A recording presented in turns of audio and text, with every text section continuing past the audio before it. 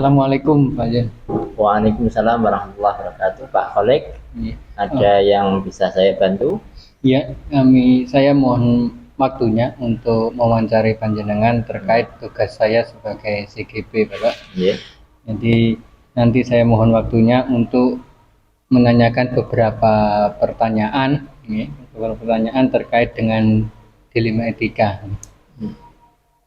Oke, monggo Pak. Jadi alhamdulillah sudah ada waktu sebentar, walaupun hanya sebentar bisa, insya Allah saya tidak mengganggu sama sekali di pagi hari. Silahkan Pak. Ya.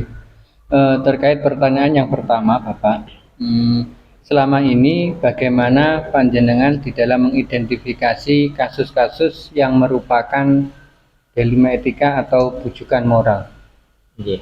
Jadi saya di sini sebagai kepala SMK NU 5 Babat tentu saja menjadi bagian dari pimpinan sekolah ataupun instansi pendidikan.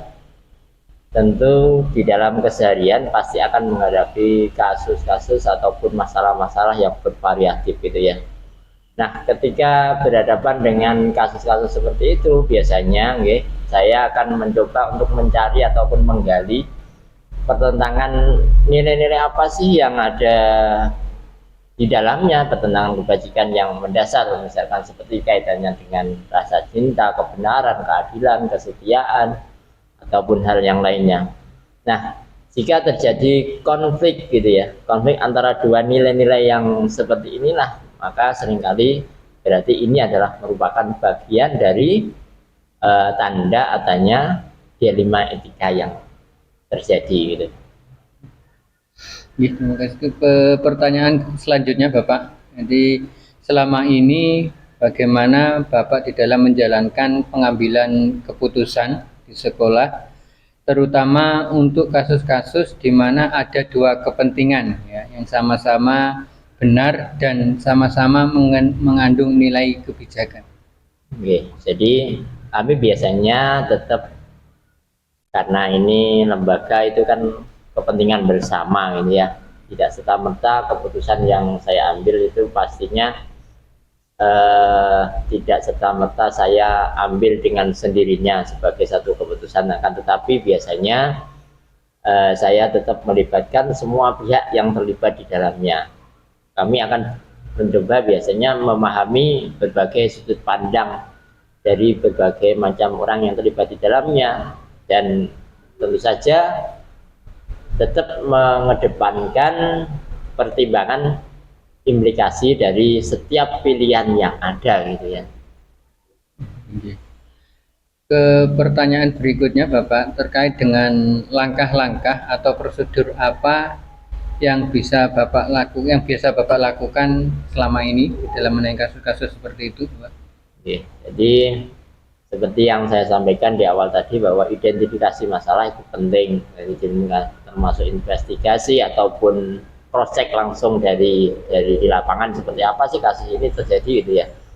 Jika lo kemudian itu terjadi atau berkaitan dengan peserta didik, tentunya berdasarkan kita tetap mengedepankan yaitu dengan 3 prinsip gitu ya, yaitu berbasis hasil akhir, kemudian berbasis peraturan, berpikir berbasis rasa peduli. Kemudian tahap berikutnya kami biasanya memulainya dengan mengumpulkan informasi tentang situasi tersebut. Setelah informasi tersebut kita kumpulkan, kemudian kita analisa nilai-nilai yang terlibat di dalamnya. Baru setelah itu kami akan melaksanakan diskusi dengan terbuka dengan berbagai yang terlibat di dalamnya, dan akan mencari ataupun sehingga di nilai akhirnya nanti kita akan mencapai konsensus yang terbaik yang dapat saya jadikan acuan untuk pengambilan keputusan yang terbaik untuk bersama.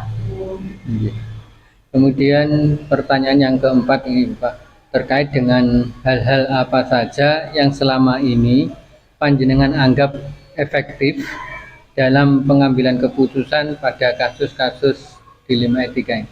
Oke, saya kira penting sekali gitu ya, penting sekali bahwa melibatkan semua pihak yang terkait ya, dan kemampuan untuk memahami sudut pandang yang berbeda itu sangat efektif sekali. Selain itu, dalam mengambil keputusan juga tetap mengacu pada nilai moral dasar gitu ya. Nilai moral dasar yang mendasari sehingga dapat mengarahkan kita gitu ya. Kita akan tahu arahnya, bahwa arah pengambilan keputusannya itu yang terbaik itu seperti ini loh. Karena tadi dengan tetap mengacu pada nilai-nilai moral yang ada.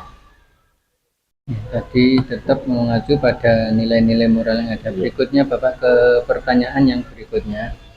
Hal-hal apa saja yang selama ini merupakan tantangan dalam pengambilan keputusan pada kasus-kasus dilema etika ini? Iya. Jadi tadi di awal kan berarti dua masalah yang sama ini, dua masalah kemudian solusinya juga ada nilai-nilai kebenaran yang berimbang gitu sih. Tetapi kadang-kadang juga bertentangan, tapi kadang-kadang juga satu tujuan yang kebaikan sama-sama baik. Nah, lalu bagaimana kemudian memutuskan pilihan yang terbaik di antara mereka? Ya caranya dengan tetap setelah diidentifikasi kemudian kita klasifikasi mana sih skala prioritas yang paling terbaik di antara yang baik sehingga menjadi solusi yang baik dan jelas itu. Ke pertanyaan yang keenam, apakah panjenengan memiliki sebuah tata kelola atau jadwal tertentu dalam menyelesaikan kasus dilema etika? Apakah Anda langsung menyelesaikan di tempat atau memiliki sebuah jadwal untuk menyelesaikannya? Kemudian bentuk atau prosedur seperti apa yang panjenengan biasanya lakukan? Oke, Pak Oleg, jadi kita ketika berhadapan dengan dilema etika ataupun hukuman moral seperti itu, penting sekali bahwa kita harus bisa mengidentifikasi skala prioritasnya.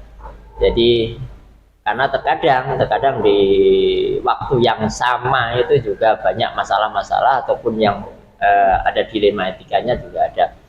Maka jika memang hal itu sederhana gitu ya, biasa-biasa saja dan bisa untuk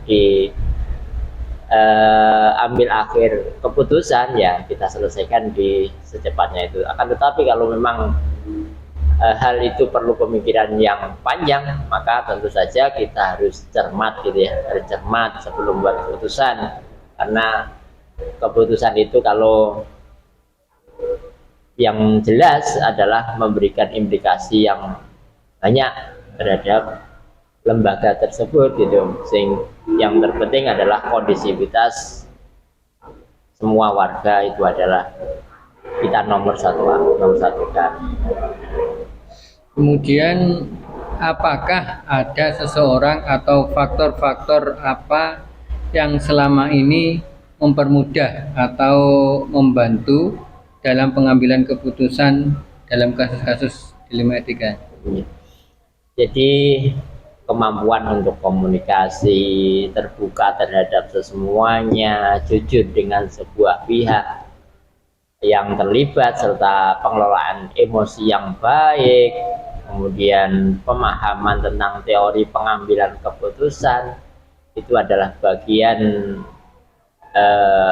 satu hal yang bisa sangat membantu dalam mengambil satu keputusan. Kita ini kan sebagai pemimpin itu ya, harus memahami betul teorinya, kemudian komunikasinya juga harus baik, terbuka, tidak semua hal harus kita sampaikan untuk kebaikan bersama. Ini tinggal pertanyaan yang terakhir Bapak. Dari semua hal yang telah Bapak sampaikan tadi, pembelajaran yang dapat Bapak petik dari pengalaman di dalam mengambil keputusan dilema etika itu seperti apa? Oke.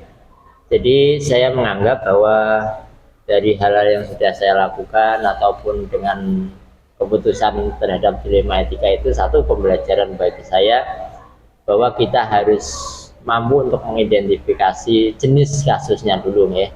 Kemudian kita lakukan pengujian untuk menentukan paradigma yang apa sih yang akan kita pilih. Kemudian yang ketiga, kita butuh sekali kerjasama dengan semua pihak agar apa, ketika pemutusan hal tersebut juga, kalau semuanya dilibatkan, tentu saja ini adalah bagian dari keinginan bersama. Kemudian yang keempat, bahwasanya dalam mengambil keputusan tetap harus mengedepankan nilai-nilai moral, ya, nilai-nilai moral yang mendasar itu penting, sehingga nanti di akhirnya keputusan bisa diambil sesuai dengan prinsip-prinsip yang tidak merugikan siswa pada khususnya gitu. Ya, Bapak, terima kasih atas penjelasannya yang sangat panjang lebar tadi. Mudah-mudahan dari penjelasan panjenengan tadi dapat memberikan wawasan kepada saya selaku CGB ini, Bapak. Yeah. Sekali lagi terima kasih atas kesempatan yang Yeah. diberikan kepada saya. Yeah, sami-sami Pak Kholik. Mohon maaf jika ada kekurangan gitu ya. Tidak apa-apa jika di lain waktu kemudian kita sambung lagi. Gitu. Yeah. Terima kasih. Pak Yen. Sama-sama. Assalamualaikum. Waalaikumsalam Pak.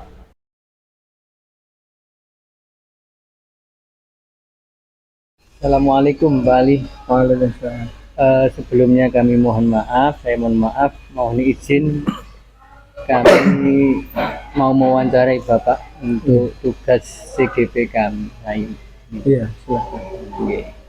Jadi wawancara ini nanti terkait dengan dilema etika. Jadi tentunya di setiap lembaga kan untuk dalam kepala sekolah kan sering mengambil keputusan ya. Iya. Jadi nanti mungkin ada beberapa pertanyaan yang akan saya sampaikan terkait dengan dilema etika. Ya.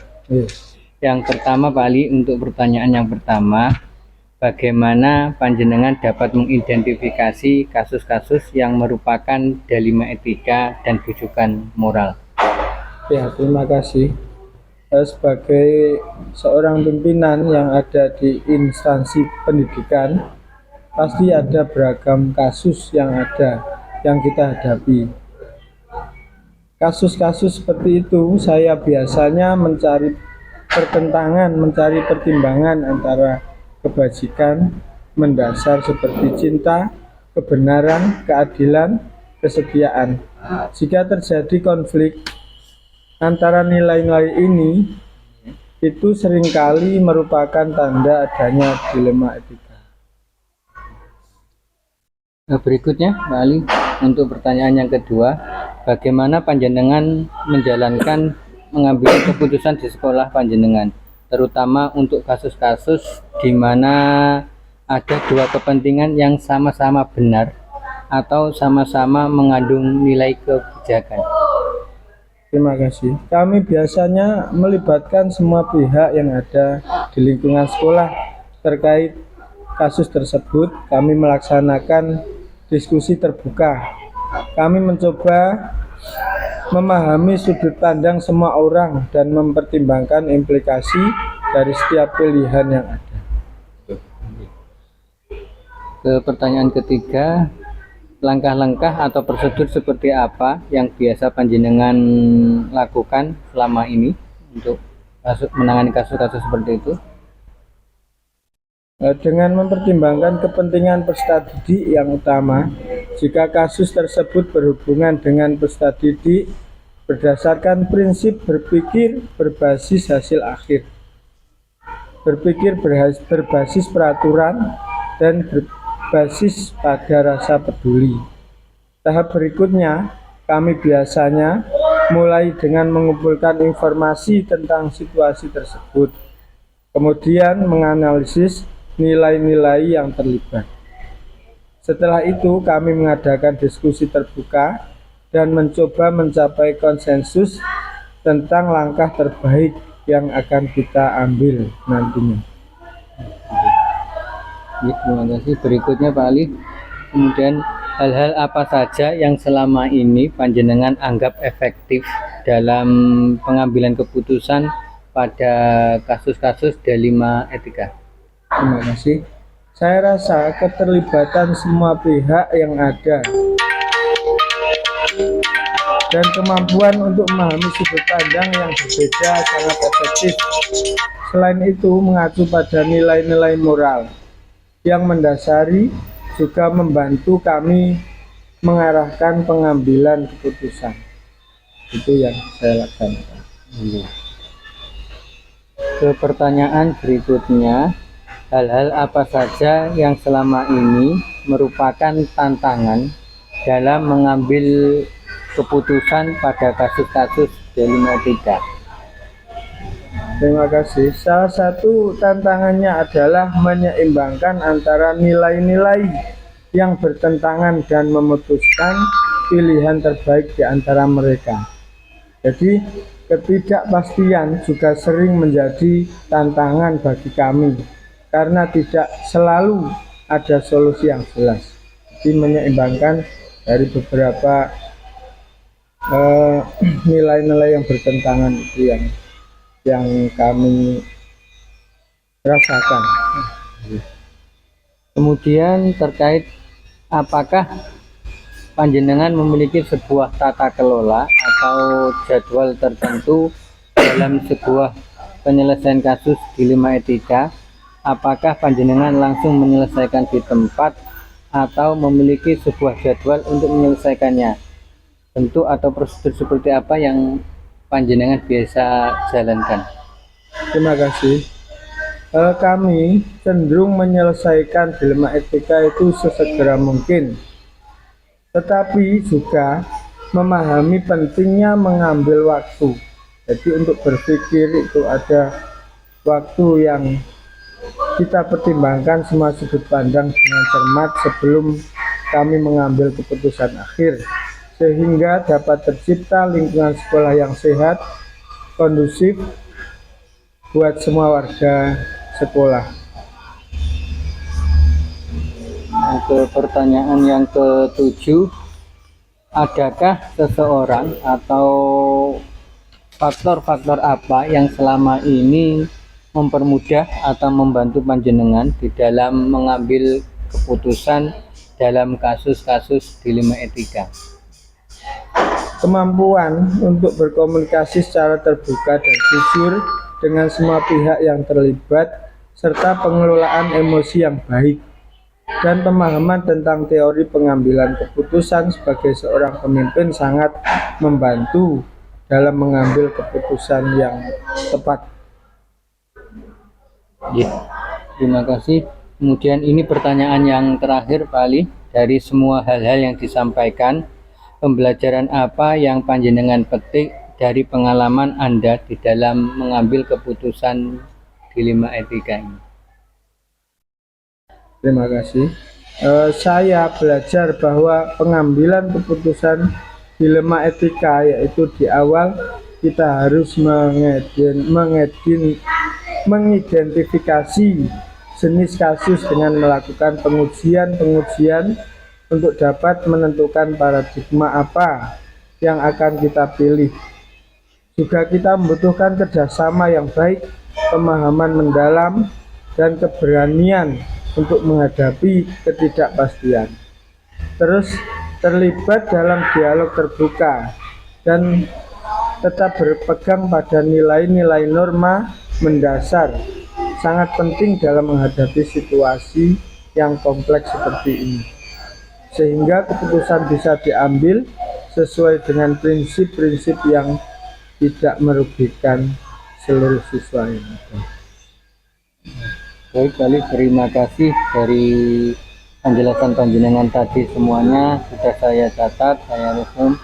Sekali lagi terima kasih atas kesempatan yang diberikan kepada saya untuk bisa mewawancari panjenengan.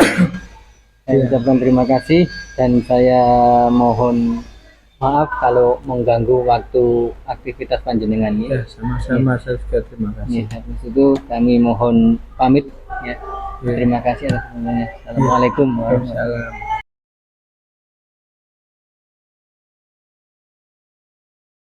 Assalamualaikum Bu Mei. Waalaikumsalam Pak Kolek. Mohon maaf ini mengganggu waktunya. Saya ini ada tugas dari CGP untuk mewawancarai kepala sekolah di sekitar. Kira-kira Ibu Mai ada kesempatan untuk saya wawancarai. Insya Allah ada Pak, monggo. Nah, terima kasih atas waktunya. Langsung saja gitu, Mai. Nggih, monggo Pak Kolik. Eh, Selama ini bagaimana Ibu Mai mengidentifikasi kasus-kasus yang merupakan dilema etika atau rujukan moral? Biasanya itu saya mencari tentang pertentangan antara nilai-nilai kebajikan, Pak, berdasarkan seperti kesetiaan, kebenaran, keadilan, sehingga saya menjadi dilema. Seringkali itu Pak merupakan tanda-tanda menjadi dilema etika. Kemudian selama ini bagaimana panjenengan di dalam menjalankan pengambilan keputusan di sekolah, terutama untuk kasus-kasus di mana ada dua kepentingan ya, yang sama-sama benar dan sama-sama mengandung nilai kebajikan. Yang saya coba memahami itu dari sudut pandang seseorang Pak. Itu saya lihat dulu mana yang saya pilih sehingga saya tidak mengambil keputusan yang salah. Jadi saya mengambil sudut pandang teman satu dengan teman yang lain untuk mempertimbangkan kasus tersebut sehingga saya bisa mengambil keputusan yang tepat. Kemudian langkah-langkah atau prosedur seperti apa yang biasa Ibu lakukan selama ini?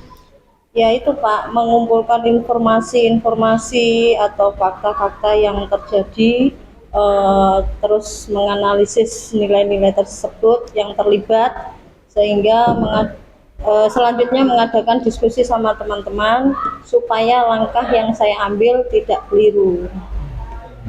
Jadi melakukan Diskusi sama teman-teman ya. Kemudian hal-hal apa saja yang selama ini merupakan tantangan dalam pengambilan keputusan kasus-kasus dilema etika? Tantangannya banyak sekali Pak. Untuk terkait memahami sudut pandang tersebut yang berbeda, itu mengacu kepada nilai-nilai moral yang mendasari membantu kami mengambil keputusan tersebut. Kemudian hal-hal apa yang selama ini merupakan tantangan dalam pengambilan keputusan pada kasus dilema etika? Tantangan yang saya ambil yaitu mengimbangi dan ketidakpastian sering terjadi Pak, sehingga tidak selalu ada solusi yang jelas. Untuk mengimbangi tersebut saya selalu kolaborasi dengan teman-teman sehingga tidak salah mengambil keputusan Pak Kolik. Berkolaborasi dengan teman-teman. Berikutnya Bu Mai, terkait apakah panjenengan memiliki sebuah tata kelola atau jadwal tertentu dalam sebuah penyelesaian kasus dilema etika? Apakah panjenengan langsung menyelesaikan di tempat atau memiliki sebuah jadwal untuk menyelesaikan ya, baik dalam bentuk prosedur maupun hal-hal yang lainnya? Kalau itu saya melihat dari kasusnya Pak. Kalau kasusnya ringan dan bisa diselesaikan pada saat itu ya saya selesaikan pada saat itu juga. Kalaupun kasusnya agak berat dan berkelanjutan, otomatis saya memilih jadwal untuk menyelesaikan kasus yang belum terselesaikan tersebut. Berarti disesuaikan dengan kasusnya ya. Kemudian adakah seseorang atau faktor-faktor yang selama ini mempengaruhi atau mempermudah ataupun membantu panjenengan di dalam pengambilan keputusan terutama dalam hal-hal kasus dilema etika? Ada Pak, dari rekan-rekan guru, terus saya ajak berbicara sehingga sangat membantu untuk mengambil keputusan yang tepat dan tidak merugikan salah satu pihak. Jadi saya selalu berkolaborasi dengan rekan-rekan. Ini yang terakhir Bu Mai, dari semua hal yang tadi panjenengan sampaikan, pembelajaran apa yang dapat Ibu Mai petik dari pengalaman di dalam pengambilan keputusan telematika ini? Ya, untuk mengambil keputusan yang tidak secara tergesa-gesa, Pak. Harus dipikirkan dulu dan mengumpulkan fakta-fakta, bukti-bukti, dan selalu sharing, kolaborasi dengan teman-teman, sehingga bisa memutuskan keputusan yang tepat dan tidak merugikan salah satu pihak. Itu yang bisa saya petik. Mengambil keputusan tidak berburu-buru. Dengan mengambil keputusan dengan tidak terburu-buru. Ya. Terima kasih Bu Mai atas kesediaan waktunya untuk saya wawancarai terkait dengan telematika, jadi pengambilan keputusan dengan menggunakan telematika. Sekali lagi saya ucapkan terima kasih atas kesempatan yang diberikan kepada saya. Mudah-mudahan ini bisa membantu saya dan bisa bermanfaat bagi kita semua, Bu. Sama-sama Pak Kolek, semoga Pak Kolek kedepannya untuk CGP-nya selalu sukses. Amin. Dan bisa lulus dengan nilai yang baik. Terima kasih Bu Mai. Assalamualaikum. Waalaikumsalam warahmatullahi wabarakatuh.